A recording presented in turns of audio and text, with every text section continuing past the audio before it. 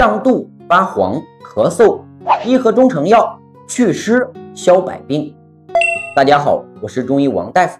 如果说你有胀肚、身体发黄、咳嗽不断的情况呀，你知道是怎么一回事吗？今天呀，王医生就来告诉你，这些都是因为什么而引起的，并且呀，再用益和中成药帮助我们呀改善情况，消除疾病。先来说一说胀肚，我们的脾主运化，能够运化我们体内的湿气。脾呀有个特点，那就是喜欢燥的环境，不喜欢潮湿的环境。它不喜欢湿，甚至说呀，它害怕湿气。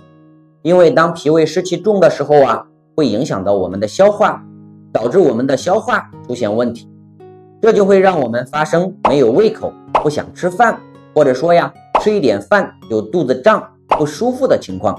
那么像脾湿腹胀这种情况呢，就属于水湿困脾，湿气重啊，导致脾胃的气机运行不畅，气机不通，气在呀体内上不来下不去，从而呀发生肚胀、肚满。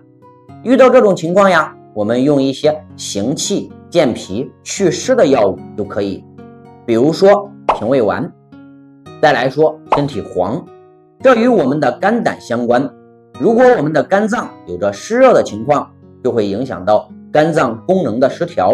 我们肝有着分解毒素和分泌胆汁的功能，一旦肝脏功能失调，就会造成胆汁不循环，分解毒素功能下降。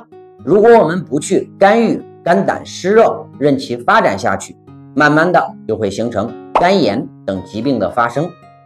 所以一旦发现身体发黄、脸色发黄，这就是肝脏啊在给我们发出的预警报告。遇见肝胆湿热的情况呀，我们可以用清肝胆、利湿热的龙胆泻肝丸来调理。最后就是咳嗽，这与我们的肺有关。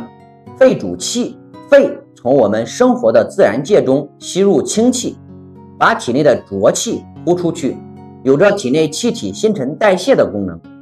如果我们的肺呀有着湿气，那么这些浊气呀就会和湿气聚集在一起，慢慢呀就会形成痰这种没有用的垃圾物质。